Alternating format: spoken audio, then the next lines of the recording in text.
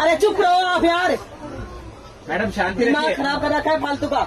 जितनी हैसियत आप रहते उससे ज्यादा है मेरी, समझ रहे अरे हो? मैडम आपकी तो गाड़ी खरीदने की हैसियत अरे है, अभी तो। आपसे बात नहीं कर रही मैं।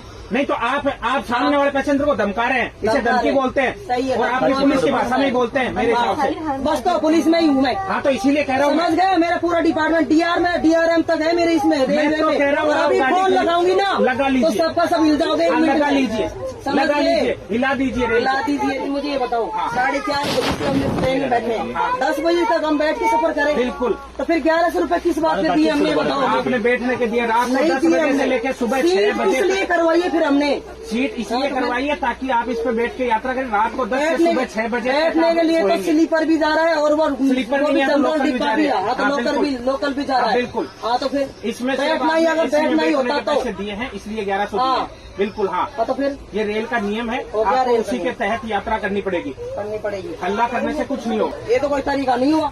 ये तरीका अब रेलवे बोर्ड को समझाइए ना। फिर रेलवे मैं कहाँ लेके जाऊँ बच्चियों का? ये पूरे दिन रात 10 बजे तक बैठी रहेगी। बैठी क्यों रहेगी? आपको सीट दे रहे हैं ना एक्सचेंज में। नहीं, मुँह पर नहीं जाना ना मुझे, बच्ची ये छोड़ नहीं नहीं करे। दिक्कत किसको है? दिक्कत किसको है? दिक्कत तो मुझे आ रही है ना। आपको तो आपको एक्सचेंज करनी पड़ेगी। एक्सचेंज तो नहीं करनी हाँ तो फिर ये तो रेल के नियम के मुताबिक यात्रा कर रहे हैं। अरे रेल के मुताबिक यात्रा, उनकी सीट थोड़ी चाहिए मुझे उधर, मैं तो एक्सचेंज इधर कर रही हूँ ना मेरी बच्ची के लिए। आप एक्सचेंज कर रहे हैं पर सीट ये रात को 10 बजे तक ये आदमी बैठने की अथॉरिटी रखता है। वही सही बात है, माननी पड़ेगी। अच्छा, यार, नियम मैं क्या कर रहे हैं? ये बोल रही हूँ, भाई बच्ची है मेरे साथ में, सीट एक्सचेंज में ये गाड़ी करना चाहती हूँ।